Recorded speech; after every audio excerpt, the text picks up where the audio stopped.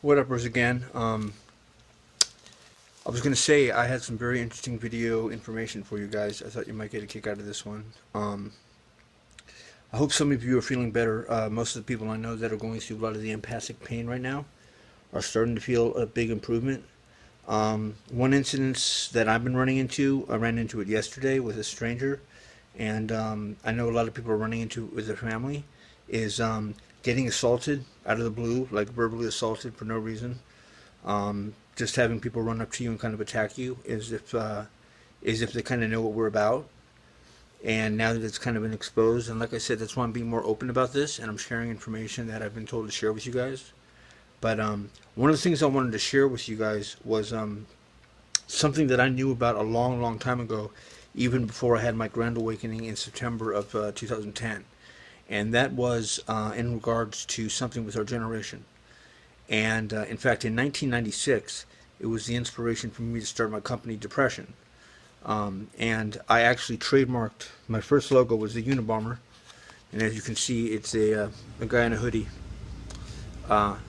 Depression, Generation X Profits. And I have many other logos that basically were implying stuff like that. And that was in 1996.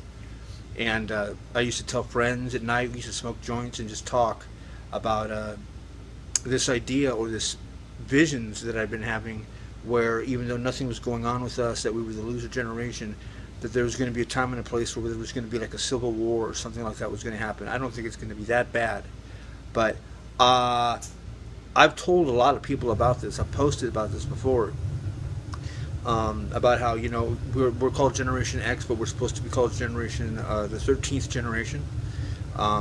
It's interesting that we're called Generation X because X is the mathematical equation for the unknown generation, and that's kind of what we've been known for. Madison Avenue has tried to sell us all kinds of products. They've lost millions of dollars on advertising to us because we can see how fake they are.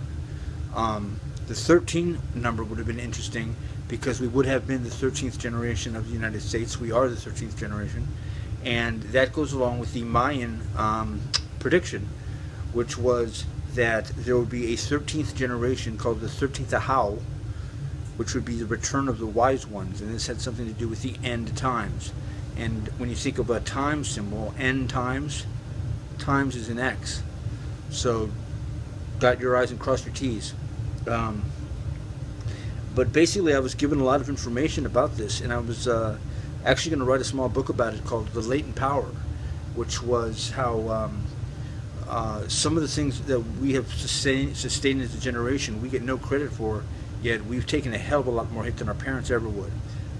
We were responsible for Obama getting voted into office. That was the first time that a single demographic alone showed up at the polls to get someone elected into office. At the same time, another thing happened that has not ever happened in the history of America, and that was after every president gets elected, he gives tax breaks, bonuses, you know, little perks to every demographic group. And when Obama got elected, even though I love the guy, we were the only group not to get anything whatsoever, financially or tax breaks or college help at all, even though we're the ones who got him into office. Strauss and Howe, who are two sociologists, they've written an amazing book called Generations. They predicted this, and it's what they call the fourth turning. And what's very bizarre is, although they're coming from a purely sociological standpoint, they predicted in 1991, and you can find this video on YouTube, that we would be the ones that would be going through essentially what would be the equivalent of the greatest generation that they consider the World War II veterans. But I don't think that they meant 9/11, and I don't think that they meant any kind of physical war. It seems to be something spiritual. And I remember researching this and not seeing anything about it. In the last, according to the timestamps on YouTube, there have been an amazing amount of theologians and religious types, because I'm not religious, I'm spiritual, right? That have picked up the codes in the Bible that have identified this generation that was going to be around in the end times. And clearly, even though these guys are in their 70s, in their whatever, 80s, are clearly implying that little do you know, mommy and daddy, that this generation that you think are slackers are actually something you don't quite understand, and that you're all being duped. And that's exactly what I've been preaching, and that's exactly what I had been seeing. And they mentioned things about, well, the generation free from sin, the one that follows God's commandments. And it has to do with being real. It has to with being authentic, which is interesting because in sacred geometry, look up what the number 13 represents. The number 13 represents in sacred geometry the word real. And the word most commonly used amongst those between the ages of 20 and 50 years old is to keep it real. So the children is real. And we make up 85.5 million of the population of the United States of America. Currently, the country is on our watch, which means it's our money that's making all the tax money. Our tax money is making all the money for the government. We're paying for our parents' Social Security. We know we're never going to get ours. People are talking about Trump. They're even talking about Bernie Sanders. I mean, let's be honest. If the brother can do it, it's not going to happen. And people are catching on to that. And they're also starting to catch on to what's going on. And they're not labeling it as the awakening. They're labeling us as the ones with knowing, the ones who have knowledge. And that something's going to happen, and something's going to happen soon. I'll play some of this audio for you, and I think you'll be shocked that this is just coming out now. And especially those of you who would remember me, hear me talking about this and kind of laughing at me like, whatever, bro, whatever. Keep in mind, the U.S. stayed resilient during 9/11. We were more affected as a single generation by 9/11 than any generation has been affected by anything like World War II. In other words, that generation, there were so many different age groups. We were the ones that were in the Twin Towers. We were the ones that went to Afghanistan. When we came home, we had just all bought houses and gotten married at that point, and we went into the mortgage crisis.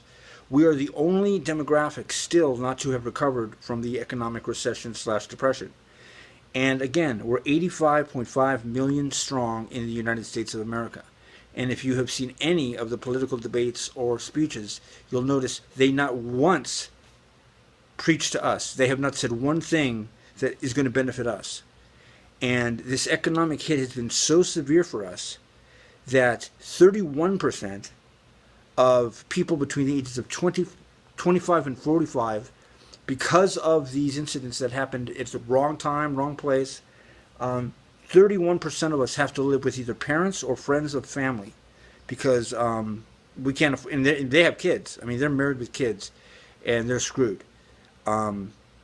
These two guys, Strauss and Howe, make a very good, and they're baby boomers, make a very beautiful case about how punked we got about it. They even note the fact that when we were born, all the movies in the movie theaters were about devil kids.